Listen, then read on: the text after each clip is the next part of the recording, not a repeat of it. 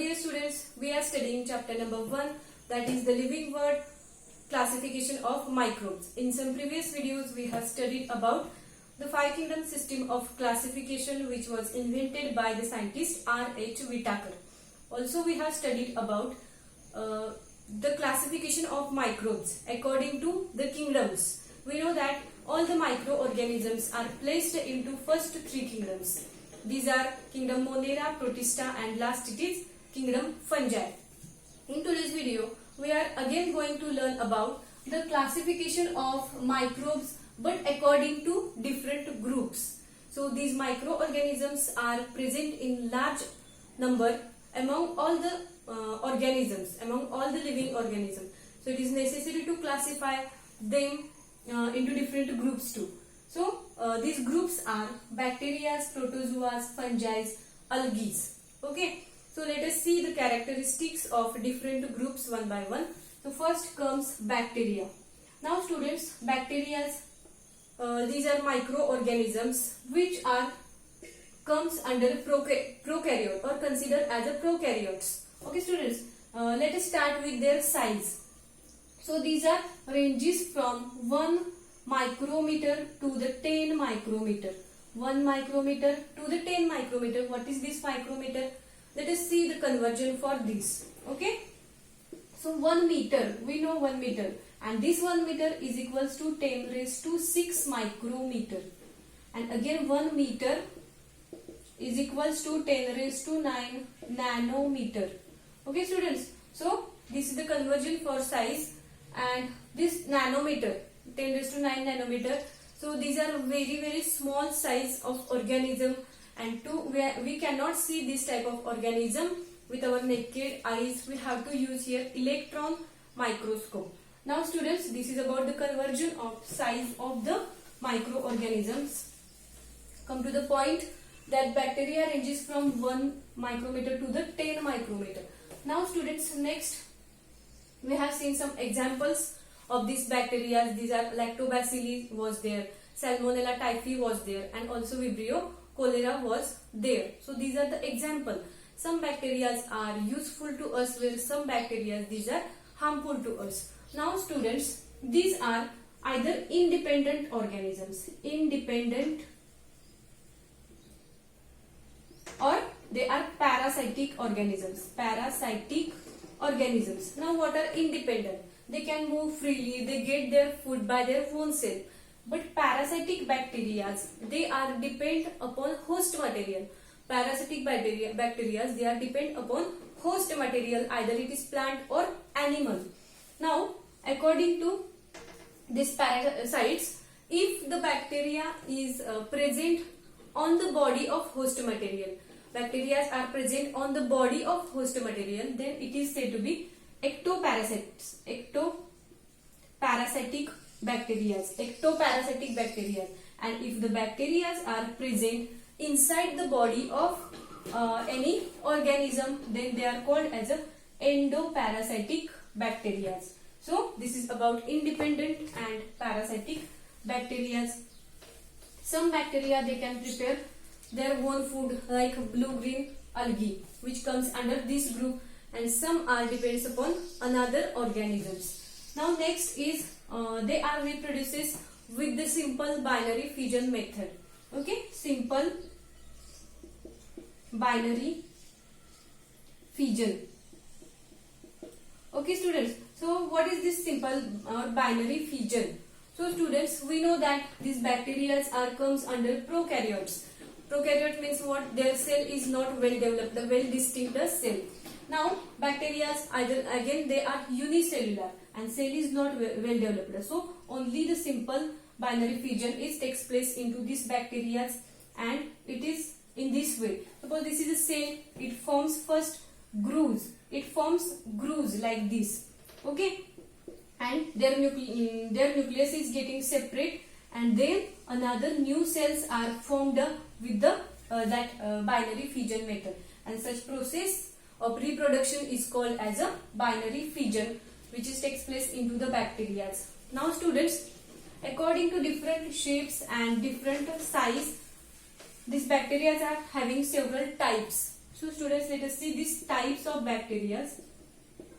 These are, suppose a bacteria is spherical in shape, then it is said to be coccus. They are called as a coccus. Then if they are having cylinder-like shape, then they are called as a coccobacilli. Coccobacilli. Okay. Some bacteria, they are having rod-like structure. They are called as a bacillus. Bacillus. Okay. So example is lactobacilli or lactobacillus, which is present into the milk or curd. Now next is that some bacteria, they are having comma-like structure. They are called as a vibrio. Vibrio. Okay. Now some bacteria, they are having this spring-like structure, which are called as a spirulum. Spirulums. Okay. So in this way, according to different shapes, they are formed. This size coccus, coccobacillus, bacillus, vibrio and spirulum. Okay students. So this is about first group, that is bacteria. Come to the next, that is protozoa. Now we will see the characteristics of this second group, that is protozoa, which are also called as a protista. So first we will see the size of this class, and they are having size approximately up to 200 micrometer. 200 micrometer. Remember this size, it will be asked for the fill in the blanks question. Okay. So students, some of that bacteria we can see with our naked eyes. Now students, these examples of these protozoas are paramecium and amoeba. Paramecium or amoeba. Okay students. So we know that we have seen about their locomotions. So there is a special characteristic feature of this class. They shows a variation. Means the organisms of this class, they shows variations among them. So we'll take here example of their locomotory organs. Different locomotory organs are present in these organisms. If we consider paramecium, they are having cilia. If we consider amoeba, they are having pseudopodias or euglena. They are having flagella. So in this way, these organisms or organisms from this group, they show variation among them. So some of these are autotrophic organisms, where some organisms are heterotrophic. The paramecium and euglena, they can prepare their own food, but amoeba, it depends upon another material for getting food. So organisms are either autotrophic or heterotrophic. So this is about the second class, protozoa. We also can call it as a protista. Now come to the next, which is a very important group, that is fungi. These fungi are ranges from 10 micrometer to the 100 micrometer. 10 micrometer to the 100 micrometer. And these are well known as the saprophytic organisms. Saprophytic organisms. Okay students, so saprophytics means what? They depends only upon the dead part of plants and animals. They are depends upon decaying materials. Okay, so they are called as saprophytic organisms, and also they called decomposers, which plays very important role in for maintaining food chains and food web. So they are decomposers. Now students, come to the next, that is the fungi. They are reproduces with both the method asexual method of reproduction and sexual method of reproduction. We know the examples are yeast and mucor of the fungi. So yeast, it is reproduces asexually, and the method is called as a budding into the yeast. Suppose this is a cell of yeast, so it forms another part is grow on this cell, and it leads to new cell, formation of new cell, and again in the next step both cells are getting separate. So in this way budding takes place into the cell of yeast, which is known as a asexual reproduction. Also we have seen the example of mucor, in which spore formation takes place. Spore formation takes place. Suppose this is the structure called sporangium. This is called as a sporangium, and single spores are present inside that sporangium, and when that spores are getting matured, these are coming out from the sporangium and falls on the surface of decaying material, and again from that spore another sporangium is formed, another sporangiums are formed. So in this way spore formation takes place into the fungi, into the mucus. Okay students, so this is about the class fungi. Now come to the next class, that is algae. So let us see about the characteristics of algae. Again the algae are having same size like fungi, that is from 10 micrometer to the 100 micrometer.